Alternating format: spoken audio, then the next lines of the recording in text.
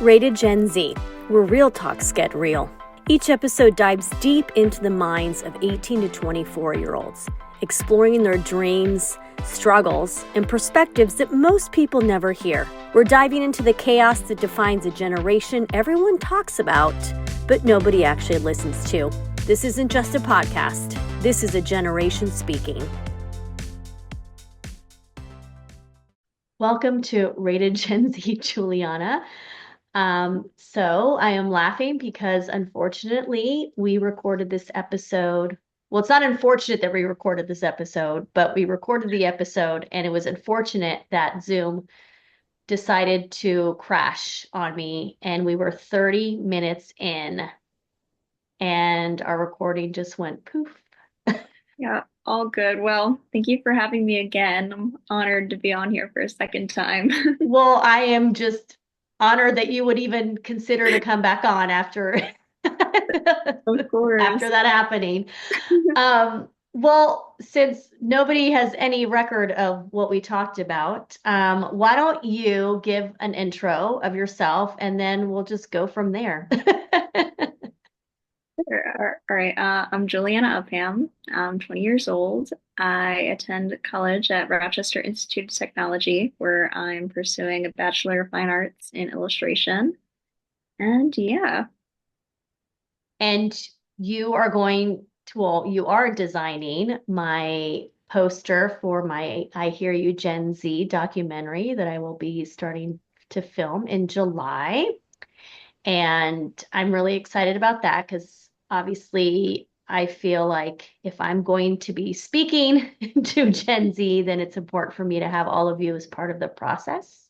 yeah, And for sure. so I love that it worked out that you and I connected through your mom and actually a colleague of mine that you were also doing some stuff with. How is that going? I haven't spoken to Stephen about it. I did mention that I was having you do my poster and he was like super excited. Oh, yeah. I mean, Yeah.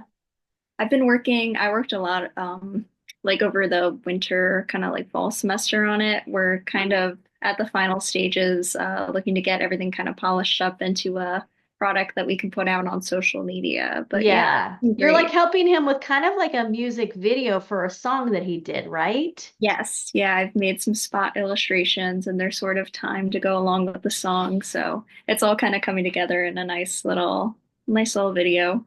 Yeah, he showed me a clip of it and it's funny because at the time, like I didn't know I was doing the film, I don't think. And Yeah. I just remember thinking, "Oh, I would love to use her for something at some point." And I love how it happened to be my film that I didn't know I was doing yet. Yeah.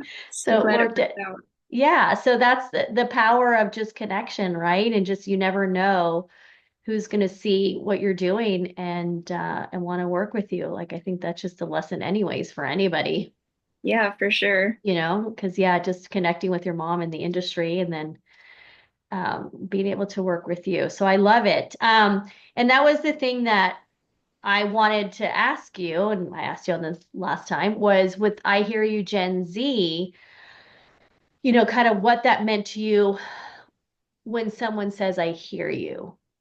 Yeah.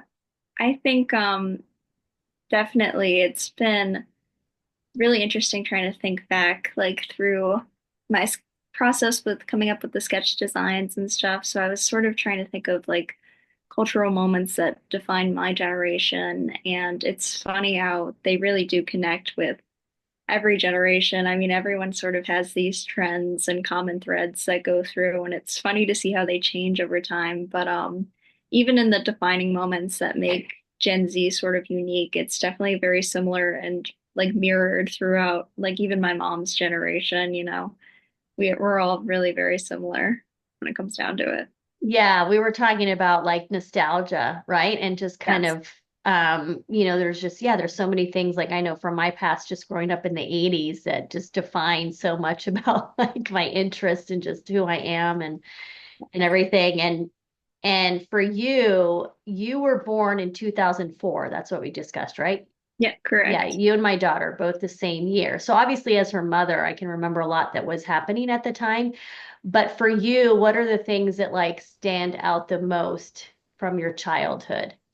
Yeah, I definitely think back to like when I was growing up, obviously the internet was a big part of my like culturalization and connecting with peers my age. I mean, we all sort of have this like common ground culturally of like, there's certain things that you talk about and everyone knows what you're talking about, Yeah. which is it's really great and a good way to connect and people really are able to find community through that. I think we had mentioned like SpongeBob, right? And then the Yes. Twilight movies. Yes. Because Oh my as an gosh. adult, like I remember them because they also resonate with adults. Like that's what's so cool about a lot of like the stuff that you guys were watching. Like the Yes. adults were having as much fun watching it as you guys.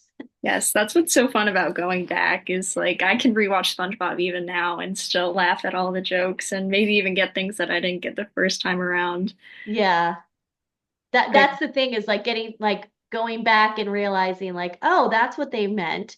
right. I have something like that, but it's not really my childhood, but it still makes a difference like where you are in your life and how it Hmm. resonates with you. So for instance, Sex in the City was really big when I had first gotten married and had my son. I was young. I was 24 and I had my son at 25 and Sex in the Yeah. City was out.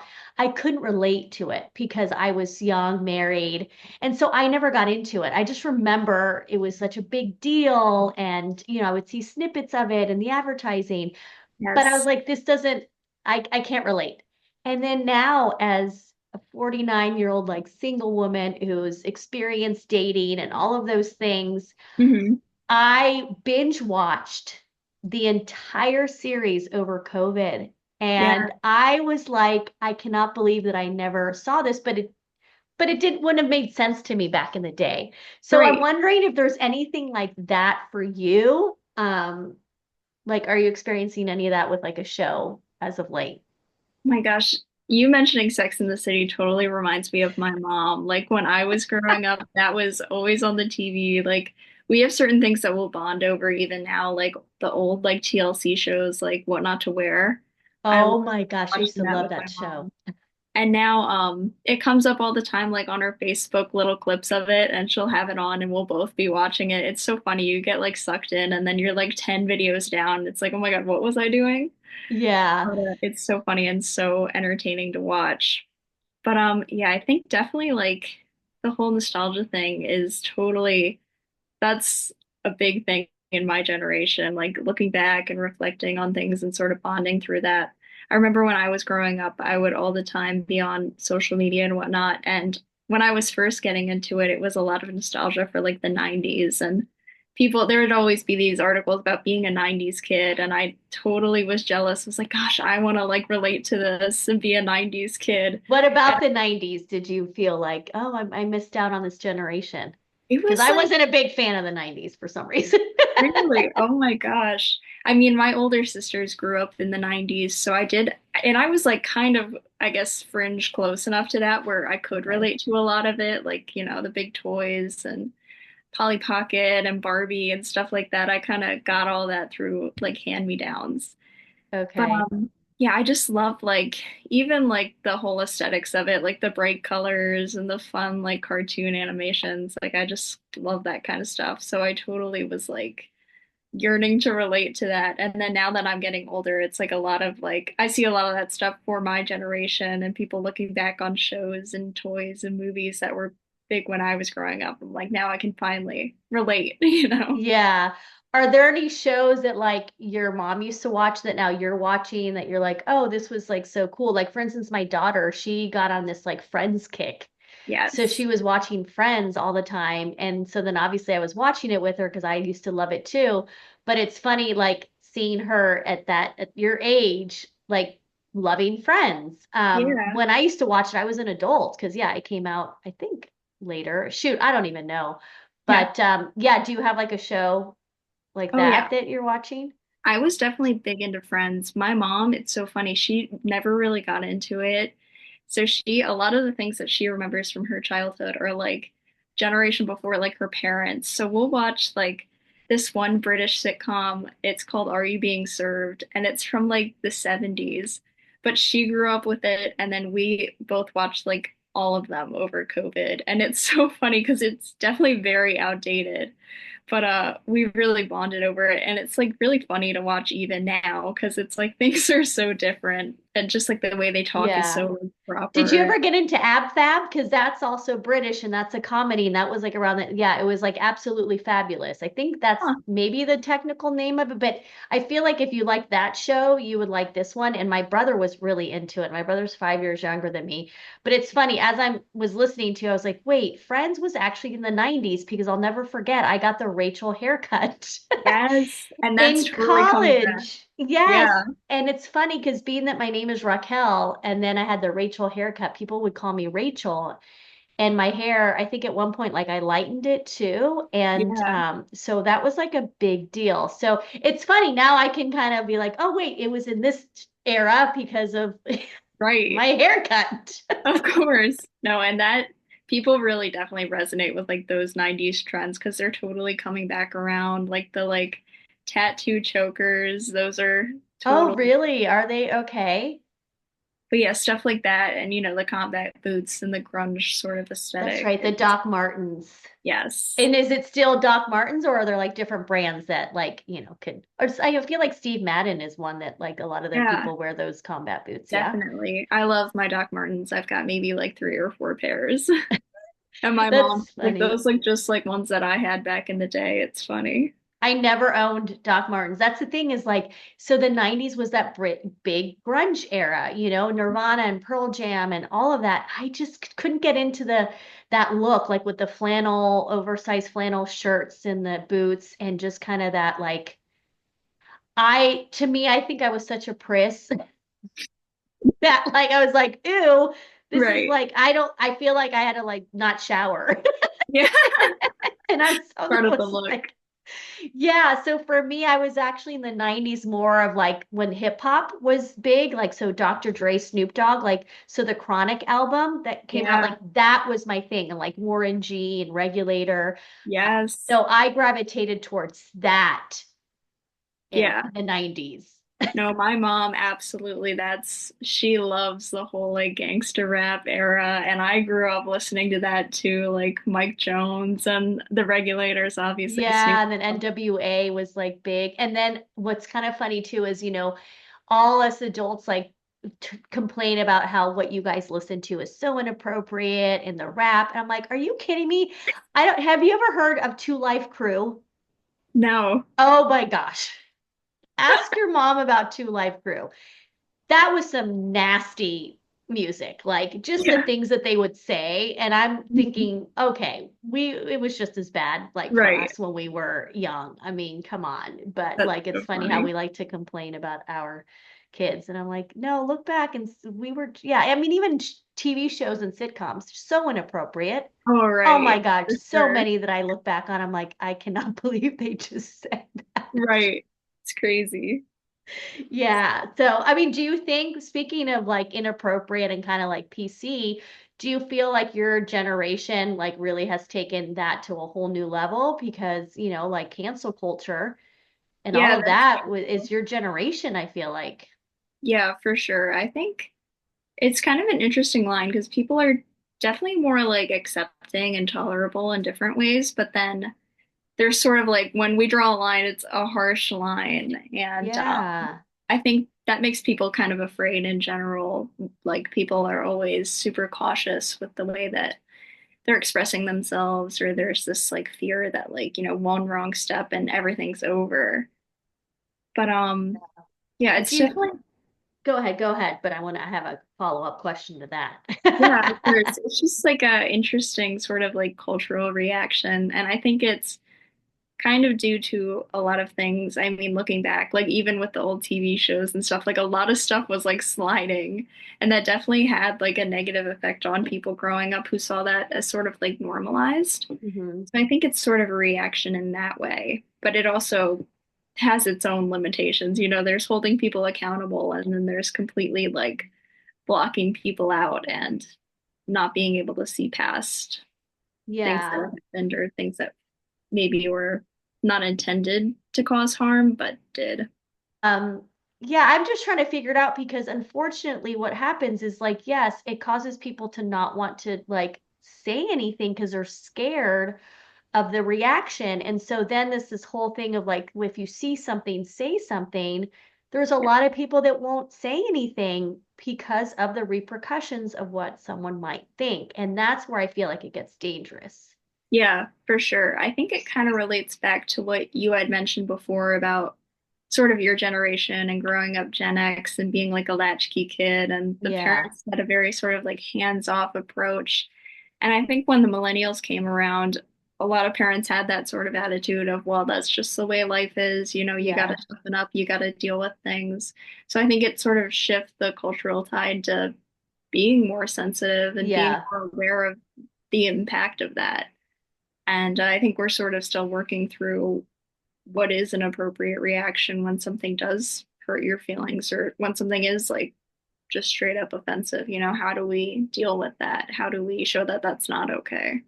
Yeah, because unfortunately, I think what happens is when a lot of people show that it's not okay, they themselves are being very judgmental and being mean about it, right? Like Yeah, that's where I'm like, okay, you're complaining about what somebody's saying, but the way you're responding to that person and what you're saying is probably worse now. And exactly. Yeah. that's where I'm like, okay, we got to figure something out to be able to like say Right. things in a way that aren't just like so harsh sometimes. Yeah, I understand. I think a lot of that also comes from fear of not saying something and being complacent in that way. Because Yeah. I know recently with the chaperone went on that podcast and sort of refused to give any statement about her political affiliation. And a lot of people get upset at that sort of thing when people who are these like cultural icons or have this platform to talk to a lot of the young, impressionable audience don't use that to Yeah. like, sort of give their opinion. And it's a hard line to walk because I mean, that's not their job. They are an entertainer, Right. but also that influence can't be understated. And it is important to be aware of cultural issues and be, involved in the political process. So, Yeah. Like, cause if you have a platform, I feel like you almost have a responsibility to try to do good with it if you right. can. Obviously, it's your choice, right? But like to bring up someone like I know, and there's a lot of people have strong opinions about, the Kardashians, right? But like someone like Kim, who she has a huge platform and she realizes that with whole like prison reform that she's doing, like she understands that like she can make a change because of her platform. And so I do respect her for her trying to do something positive with that and change the system.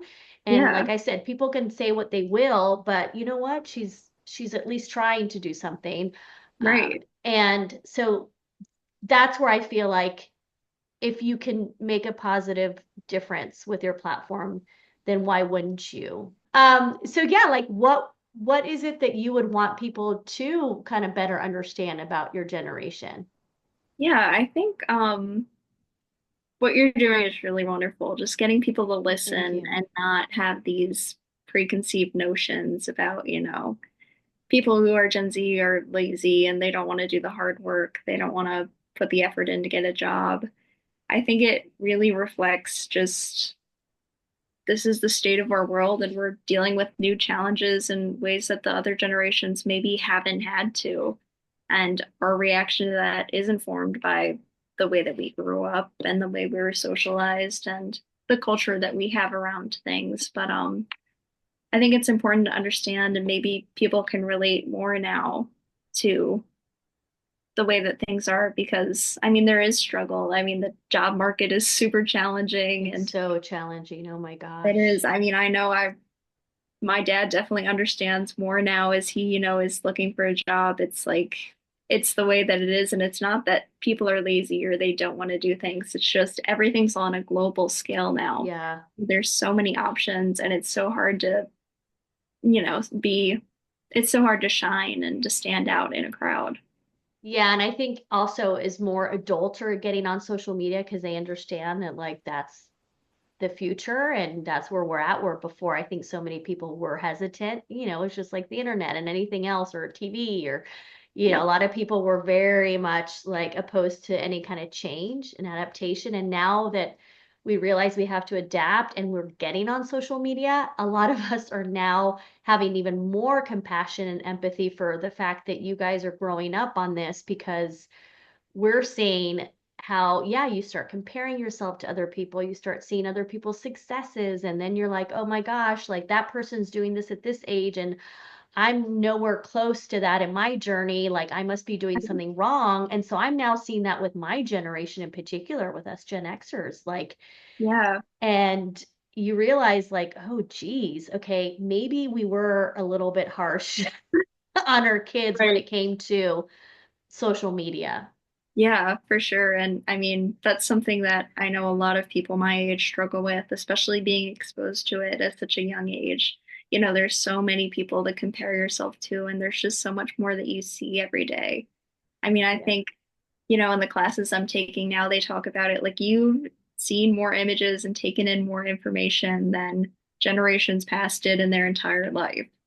So Yeah, it's like, how true. do you sort through all that? How do you, How do you process it? How do you, all of those things? Because that, I mean, it is like you guys are almost experiencing like trauma almost every day. Because if you think about it, you're having access to images and to things that are happening around the world that you might not necessarily be kind of ready to be able to deal with what that means, but yet it's like in your face.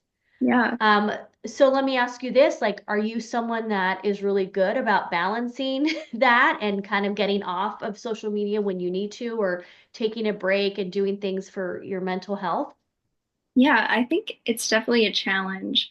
I'm actually in this class at RIT right now called Traumatic Images, which is like so fitting. Wow, please tell me more. That's really interesting. It's really fascinating. We go through sort of, I mean, it's really a student-run class, which is super cool because I get to see, what everyone's different areas of interest are. But we talk a lot about like through time how media has changed and how being exposed to so many different images affects people. Like we talk Yeah, about back in the Vietnam War era, everything was through the news, and it seemed like they were being like so bombarded with all these images because it was sort of the beginning of the first like 24-hour news broadcasts and stuff like that.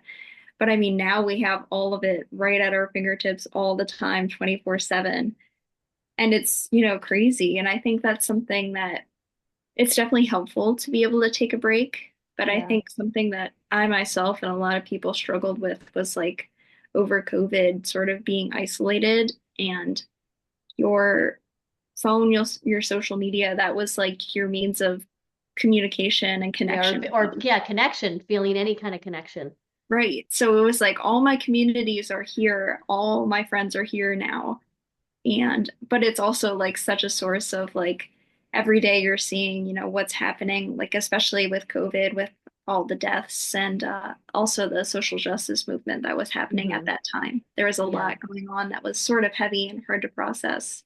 But it was also like I don't want to get off because, I lose my whole community and connection to the outside yeah, world if I, turn the phone off. So it was definitely interesting to navigate that. But I think yeah. in the end, it made me a lot more like culturally aware. And I think it ended up being beneficial in the end. But there's definitely like limitations that you can set, saying maybe like, all right, an hour a day is all I need. Yeah. Well, and that's the thing too, is like, there's things called algorithms where now like it's showing you more of what you're seeing. So then a lot of times it's images that you don't want to see, but they're like literally like in your face without you even having any control over it. And that's like what's really dangerous. Like things are so targeted to you. And even if like it's something maybe you watched the whole video through because you had a strong reaction to it or it made Uh-huh. you angry, but that's the sort of thing that the algorithm responds to. So it will show you more of that because it knows that you're going to spend more time on the app if you're seeing these things that are, drawing you in, whether that's a positive or negative way. Yeah. And I think that's how people really get stuck and bogged down in these communities that might not be beneficial to them, but it's like Yeah. almost you can't break out of it in a way. So much about that with teachers that are in my generation online talk about all the time the way the attention span is dropping and how kids just they don't see the long-term consequence to their actions because they're thinking about in the next 30 minutes, how can I get more Yeah, attention dopamine. stimulating? Yeah, Yeah. dopamine, like how can I get on my phone? How can I do something that's new and exciting right now? Yeah, So, but I feel like your generation, like the ones that are like old, in their 20s, like kind of on the cusp, like they're seeing the difference and they're seeing how they were like pre-social media and now social media. And because they know the pre, it's almost like now they realize like I need to get back to that more so. And so I'm wondering with this next generation, with Generation Alpha, like they're not going to have any sense of what it's like to not have ever had social media or a smartphone. yeah, So it's like, how do we get them to understand like how important it is to play outside and to be able to like read or write? Like even writing is becoming obsolete. Like it's true. cursive, I think Yes. like I still write in cursive. Yes, I love like typography and calligraphy, so I'm totally into that. But my little sister was never taught it in school, so she doesn't know outside of signing her name any cursive. It's crazy. So yeah, so like when people ask you for your signature, Right. like they're probably like, what does that mean? Like, Yeah, what do you mean a exactly. signature? Yeah, like even I was talking to another friend who's a filmmaker and he works with like a lot of these influencers that get these big checks from their brand partners, but they're actual checks. And he says that they just sit there because they don't even know how to go to the bank and deposit, and they're too large of checks to do it via mobile because Right. it's like hundreds of thousands of dollars. Oh my And so gosh. I was like, oh my gosh, they're not cashing in all this money because they don't know how to do it. Like, they don't want to go to the bank.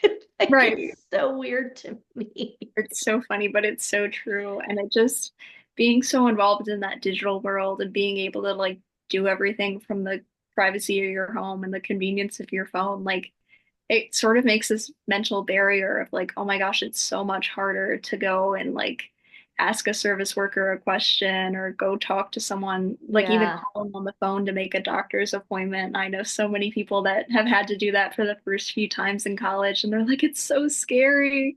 And I mean, I right. understand it's definitely a lot harder when it's something that you're never used to being able to like have to do. Like, getting kids out of their shells and talking to people who are older than them, different than them. It's super important to build that skill when you're young.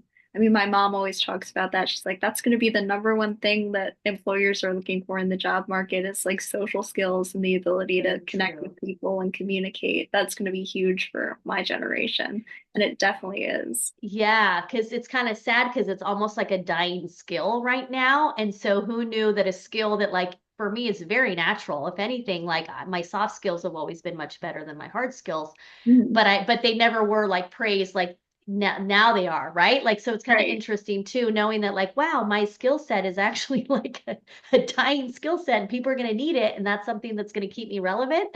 Yeah, for sure. And so you guys are going to have that too, as like you get older too. As I'm looking at you behind you, I did just realize you have CDs, so you I still play do. CDs, and you have the Friends soundtrack or something on I there. do. Yes. I found this recently. Oh my God, that's so funny. That's funny because when I was brought up Friends, I hadn't seen it. Yeah. And then right now I just looked at it. So you still play CDs. I do. I got for Christmas, that was my big present. I got like a stereo system with it's got CD and cassette actually, which I don't have any cassette, but I love the CDs. And it's so fun and I can browse like thrift stores because they're super cheap now because no one's really looking for CDs. Yeah, that's funny that you guys are like a CD, like CDs are vintage for you and like vinyl records, Exactly. are Yeah. vintage to us. That is so cool. Do you remember the first CD you ever purchased? I remember mine. I'm trying to think. I've definitely had like a lot of them were hand-me-downs from my mom. So Okay. no, I grew up going through, she had like the book of all of them and we'd go through. Oh, I have so many Case Logics, like full of them, because then you put the cover and then the CD. I think I finally just gave it away because it was just like accumulating in my closet. Right. But I had like big, like five of them with just CDs. Yeah. Oh my God. I know. You're probably like, gosh darn it, I wish you had those because Right. I had really good music. Yeah, of course. No, I think the first one that I ever bought for myself was from Barnes and Noble. It was Talking Heads, Speaking in Tongues when I was in high school. And I have my car's from 2009, so it's got a CD player in it. And I was Oh so my excited to gosh. be able to finally use that. This is what's fun about talking to your generation too, is that then it gets me really nostalgic and I get to like experience everything that you guys experienced, but where I was in my age. Right. Yeah, for sure. It's so funny because my mom, like, she'll help me dig through CDs at the thrift stores. She'll be like, "Oh, I had this one back in the day, and this is a really good band." So we kind of bond over like song recommendations and stuff like that. Yeah. Well, speaking of which, you recommended the New Men I Trust album, and I downloaded it right away, and I already listened to it. It's really good, so thank Yeah, you. of course. I love that one. I've been listening to that lots lately. Yeah, it's perfect for today. It's like a gloomy, rainy day because yeah, it has like a chiller vibe, this album Yeah. for sure. Like it, yeah, and I love the album cover too. Like it's just Yes. different. I don't know. I'm sure you appreciate like all the artwork on these CDs. Is there actually like a CD that has an album cover that's like one of your favorites? Oh my gosh. I love Belly. I just think the That's colors a good are so one. gorgeous. But Yes. what I really love and what I think we miss with like, especially today with digital downloads, is like I love being able to like flip through it and see like the book in there with the pictures Yeah. of the band, like even Smashing Pumpkins, Oh my Melancholy. gosh, I was gonna say that looks like Smashing Pumpkins. My brother was a huge Smashing Pumpkins fan. I got I to go to Lollapalooza and see them play. They were with the Breeders. I don't know if you remember the Breeders. oh, I have the breeders. Let me try and find Oh them. my gosh. Yeah, my brother was big into the Breeders too. Yeah, that album. Love breeders. That's so funny. Yeah, because my brother's 5 years younger than me and he DJs. And Oh, so he's just cool. like big into music. And so I was introduced to a lot like Cocteau Twins. Have you heard of the Yes, love Cocteau I was Twins. in the Gap the other day looking for something and the Cocteau Twins came on and I texted my brother. I'm like, they're playing the Cocteau Twins. Because yeah, Oh, like I was introduced to a lot of really good music because of my brother. yeah, absolutely. I work at the radio station on That's campus, right. college radio, and I totally connect with other people over their taste in music, and I get song recommendations all the time. I just got one from my friend. It totally has like a Cocteau Twins and Smiths vibe, which is kind of like Ooh, what is interesting. it? Because the Smiths is one of my favorite all-time Oh bands. my gosh, let me look up the Like name. Morrissey, like Depeche Mode, all of that era, I love. That's like probably Yes, my favorite. Like Simple Minds, OMD, Talk Talk, like yes. you name it. But It's called yeah, The what is it Breaking called? Hands by the Gun Club. Very good song. Okay, I'm writing that down. The Yes. Breaking Hands by the Gun Club. Okay, see, this is what's really cool too, is I get like recommendations, so like book recommendations Yes, and everything. Okay, super cool. I love it. Thank you. I'm of going to course. be downloading that too. Did I ask you what your favorite band is? Um, I really love Radiohead. I'm super into Radiohead, Okay, that's right. which Okay. my dad is definitely very proud of. He's like, you totally embraced my music taste. All those years like playing in the car did not go to Yeah. waste. He's like, it But worked. it did. It finally worked. But yeah, I love like Talking Heads, anything 90s, and I love 70s too. Oh, really? Like what kind of 70s? Because there's like different 70s too. Oh yeah, I mean I love like definitely the more like new wavy kind of stuff like Talking Heads, but then I also Okay. really enjoy folk music. Me and my friends had a folk show on our radio, and I love like that sort of 60s revival like Simon and Garfunkel kind of vibe. Oh, okay. Which do you heard they like finally made up? Did Did you hear they? that? Yeah. I Did think not. I heard it the other day. I think it was my brother telling me. I was with my sister. And yeah, I think that they finally realized like they're getting older, you know what I mean? Like as time passes, you realize like what's the point of holding on to like whatever grudge or whatever thing that Right. they had. So I'm pretty sure that they've reconciled, which I don't know That's if that means they're going to play music together. All I know is I that, well, would that's love kind of that. nice for them, though. I feel like anybody that kind of goes on with their life, like holding some kind of yuckiness towards somebody else is not healthy. Right. no No, me matter and my what. dad talk about that sort of thing all the time with like old musicians. Like apparently Hall and Oates were like suing each other at the end of their career. Yes, they were. Yes. But even nowadays with like the Oasis reunion, my dad was super excited about, but the brothers are back together apparently. Oh, So they are. Okay. See, that's another one that was like super toxic. yeah, for sure. They're doing a tour, I think, coming up this year or next year. So very exciting. Interesting. Okay. The Gallagher brothers, right? Yeah. Hmm. Yep. Oh my gosh, I love this. Okay, cool. Well, I feel like this is like a good way to end because now I'm like getting really excited. I feel like anybody listening is going to want to like stop listening and then go start, going Yes. into their music library or maybe going out to buy some CDs. Exactly. So yeah, this is great. Like I just think music is so important for For so sure. many reasons. So many Agreed, for reasons. sure. Yeah. That So definitely for me bridges the gap through generations. And that's one of the main ways I've been connecting with people, especially in college. I love that. See, so you're showing people too, like what a way to connect. And some people might have not thought it could have been through music. So Yeah, I for love that. sure. There's a lesson right there. Exactly. So next time you see someone that's older, start talking to them about music. And oh my gosh, I'm sure the conversation would go to places that you couldn't even imagine. Yes, for sure. I love that. Well, thank you. And luckily, we're good. Yeah. Awesome. I'm so glad. Yes, I'm so excited. All right. Well, thanks again. And yeah, everybody, like you'll get to see the finished poster for I Hear You Gen Z soon enough. So stay Yes. tuned for that If too. you enjoyed this Awesome. episode and you're Take between care. the ages of 18 and 24 and would like to be a featured guest, go to rock.vision. Until next week.